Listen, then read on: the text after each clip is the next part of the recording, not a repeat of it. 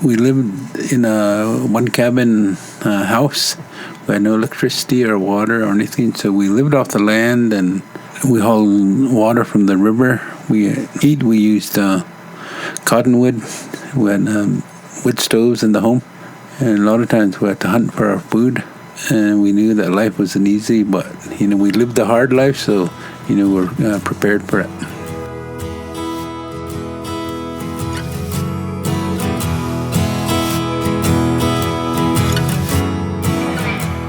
Hello, I'm Emmy DeGrappa. Each week, we bring you stories asking our guests the question, why? We learn about their passion, why they do what they do, why should we care, and what can we learn? What better place to explore the human landscape than from the state known for its incredible landscapes, Wyoming? And what better organization than Wyoming Humanities? Serving our state for over 45 years, we share stories, ideas, and wisdom about the human experience. This is What's Your Why?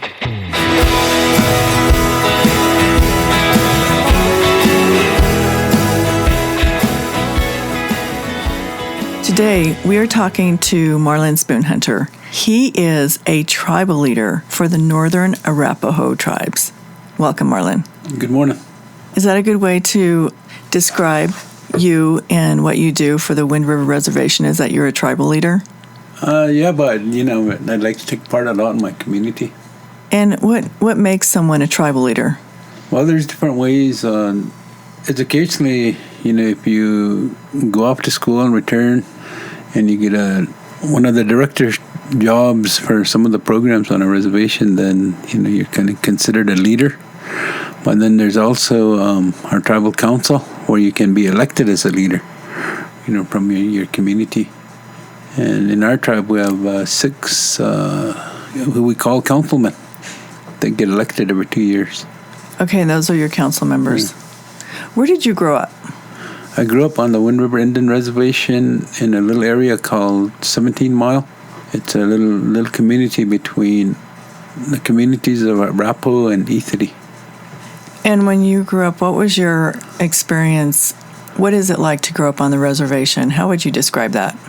Well, where I grew up was really remote. I had a big family. I came from a big family. There was 8 of us in our family. My mom died when I was 6 years old. And my uncle raised me, him and my older sister, and she was only like in 4th or 5th grade. We lived in a one-cabin house. We had no electricity or water or anything, so we lived off the land, and we hauled water from the river. We used cottonwood. We had wood stoves in the home, and a lot of times we had to hunt for our food.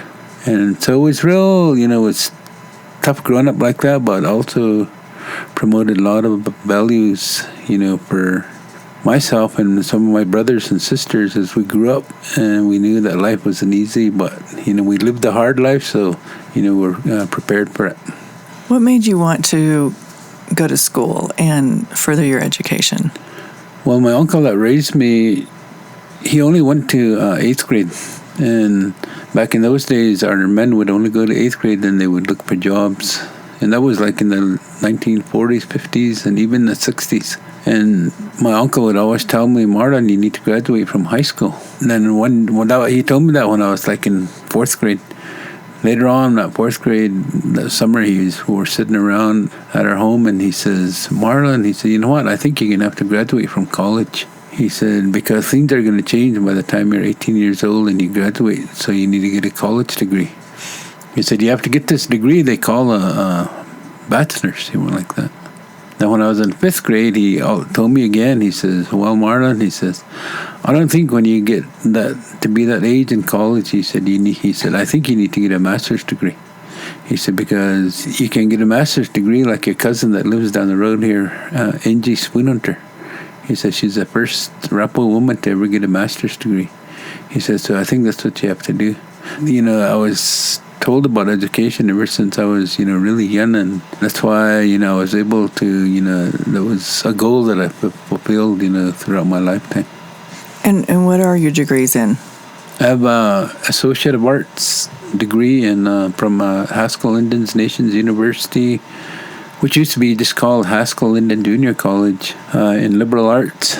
Then I got my bachelor's degree at the University of Montana in elementary education. Then I got my master's degrees in adult education from Montana State University. Then I got administrative endorsement from Montana State University. And what is the biggest difference between understanding what it is to get your education and helping these young students that are coming up understand what that means for them? I think, to me, we need to share our experiences that we had, with each particular college, or because I went to 4 different colleges and had different experiences at each one. And I think, if we share our experiences with our younger people and get them prepared for it, then, I know they'll be successful. Well, I'm wondering, as I'm talking to you, what are the biggest challenges for the Native Americans right now in education? Well, the biggest funding issue, not only for Native Americans, but for, a lot of students, is funding. They need to get types of funding to make sure they're able to continue on with their education, and they pay tuition fees and all that, but there's other costs that, are unforeseen and we're not told about, especially when we're in high school, when we're just, applying for college. And I think funding's a major issue, we as Native people face. A lot of times, some of us are fortunate to get into degree programs that are, their funding comes from professional development grants and that's such from the Department of Education and the Office of Indian Education in D.C. But I think that, to me, that's the big issue now that we face. And our students need to seek different types of funding, for themselves to be able to stay in school. Not just the funding, but, culturally, do you think there's obstacles that discourage your young people from continuing their education, or is it just hardship? It depends on the school you're at. The Montana schools university system is pretty good because there's 7 reservations up there. They have a lot of contact with, tribal people. Whereas here in Wyoming, we only have 1 reservation, 1 university, and so it's kind of a little harder for us to, be able to communicate, especially, like I said, we go from a 90%, high school population to like a 1% down at the University of Wyoming, and some of the issues that we face are there's race discrimination, stereotyping, that occurs, and I think that we just got to deal with it in the best way that we can. We can't turn to anger and do things that we would never to create like bad feelings between people. I think that we're in a day and age where people should be educated enough to know that there's going to always be cultural differences and that they need to accept them. Like a lot of diversity. What do you think about right now with the young people entering into school, and how do they deal with discrimination in terms of where they come from and living on the reservation their whole life and not really having that outside view of the rest of the world? Does that contribute to their understanding or misunderstanding? I think that, like right now, I know the University of Wyoming is, they're addressing the issues that we talk about. And, to me, it depends on the leadership, of the university. And Dr. Nichols is, a real advocate of, diversity, especially if you live in Wyoming. And our students, a lot of them have already experienced, issues of discrimination and stereotype just, within our reservation, on our reservation from border towns. And that we have people that can, help and guide them. I'd be able to talk to some of them, about, my experiences of having to deal with such, issues. And so I think that they're going to face it. And it depends on, what support system they have within wherever they may be going to school at, if it's going to be available for their support. And we want them to stay in school instead of, when they confronted with a issue like that they return home, because it's not going to get them anywhere if they don't have no education. And I think they need to stay in school and get support from the counselors there and other Native students that attend. What are some of the typical stereotypes that you're faced with as a Native American that people think of you and put you in a certain box of you're this or you're that? Well, one is, they say that, we get handouts. We don't have to pay taxes, which we do. They say that we get everything free, which is, not even realistic. We pay for everything just like anybody else. People need to be educated, about what we do, with our life on the reservation. And our life is just like any other life. That people, we all get up in the morning and we're going to all face the same issues throughout the day, and how we deal with it is, what's going to determine our success. And so those stereotypes, one is, that I always had to deal with was, they always say all Indians know how to sing and dance. And yet, we know that there's, some of our tribal members that can't sing. We know there's some tribal members that can dance. But, and then we probably have the best singers and dancers, in the world. Some of the best singers, best dancers that travel, what we call the powwow circuit, and do quite well. Another stereotype is that I always hear is all Indians drink and they're all drunks. I heard this at a board meeting in one of our local towns, and I thought, well, that lady was talking about. She was saying that these Indians here just embarrass our community when tourists come through, and because they're always walking around drunk, and she said they're always drunk. And then so I told her, I said, ma'am, I said, you know what, right now, if you and I walk downtown and went into every bar here, I said, you probably wouldn't find any Indians in there. And I said, there'd be non-Indians in there drinking, and they drink too, And so those are, just stereotypes, but we overcome them by, being positive, being proud of our culture, and being able to, educate people when they ask us, questions like that. How do you overcome when they call it a white man's education? And so how do you hang on to your culture and your customs, even though you go to college and go away from the reservation? What do you do about that? Right now, the term that, is kind of going around through Indian country is, this Western education hasn't really, done us wonders. It's allowed us to get degrees and stuff, but, the presentation and the information that we get, it comes from the Western view.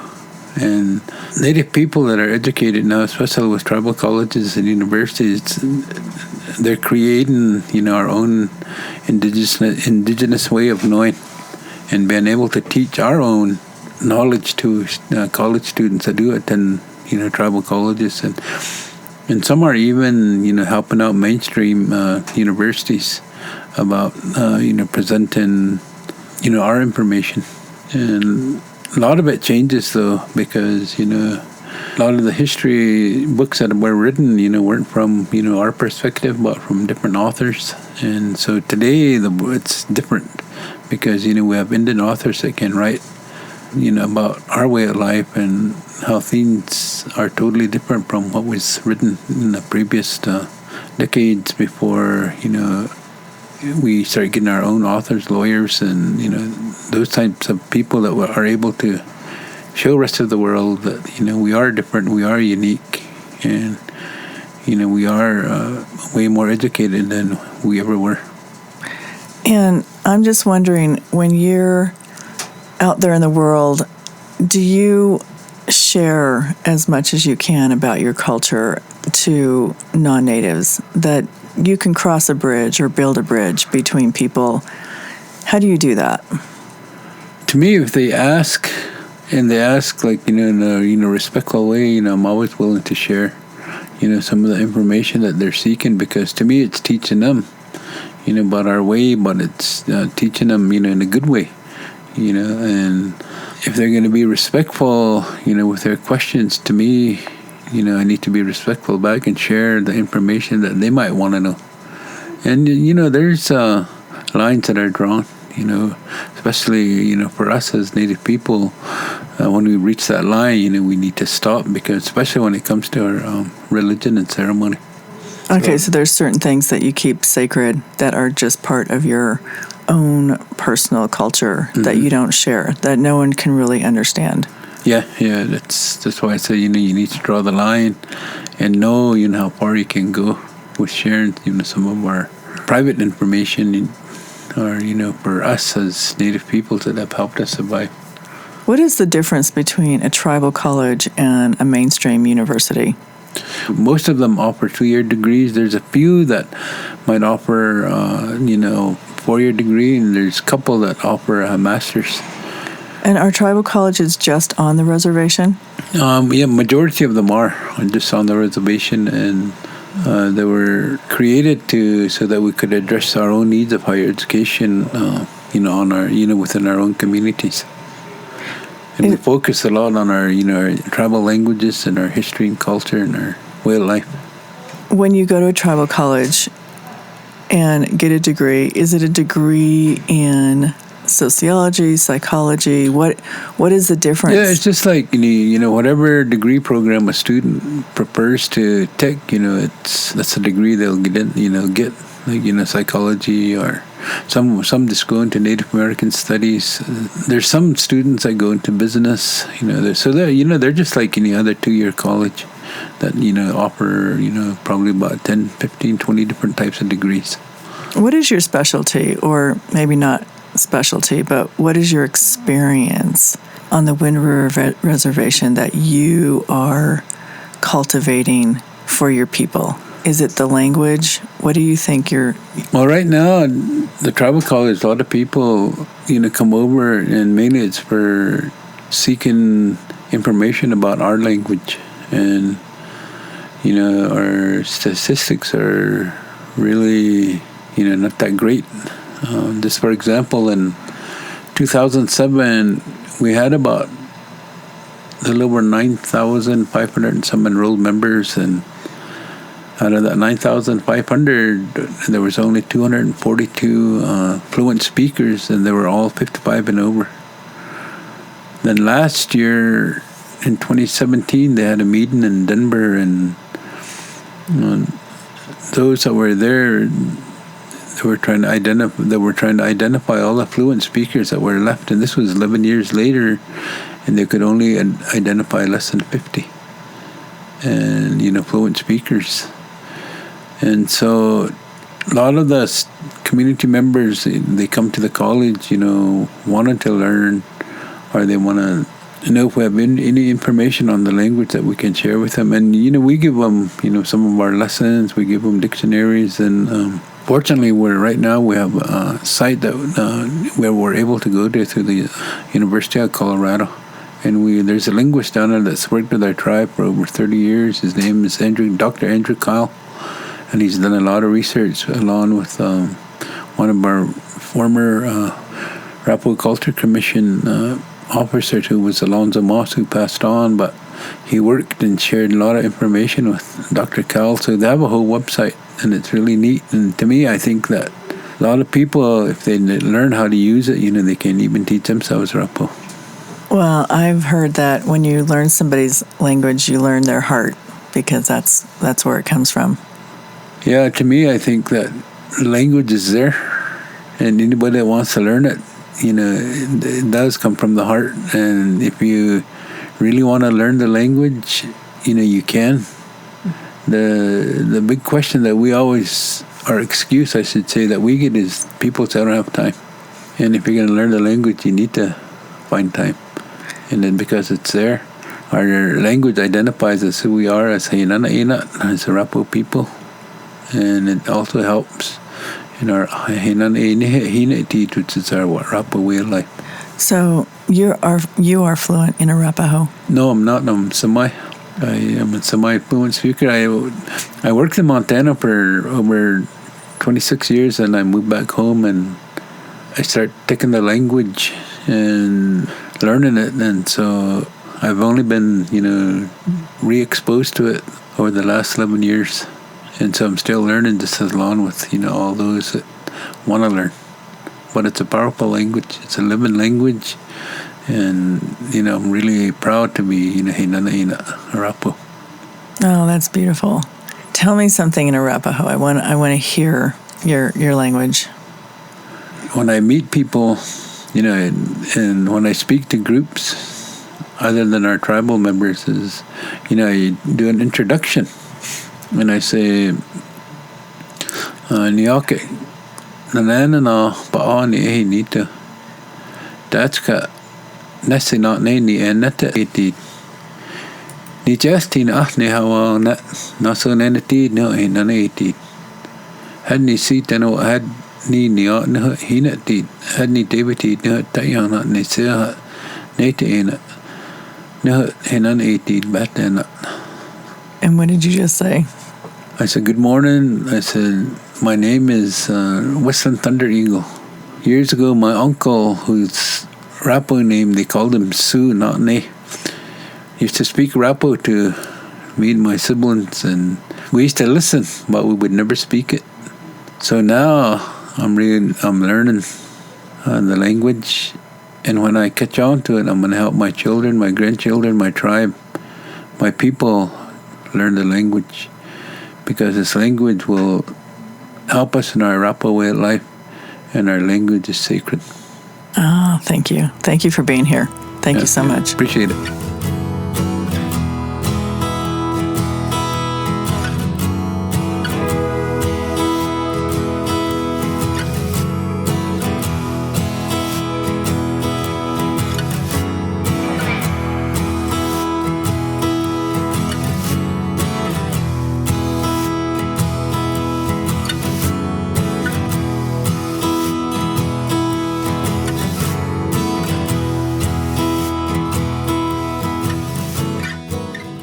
Thank you for joining us for this episode of What's Your Why, a production of Think Why, Wyoming Humanities. This has been executive producer Emmy DeGrappa. Please subscribe and never miss a show. For more information, go to thinkwhy.org.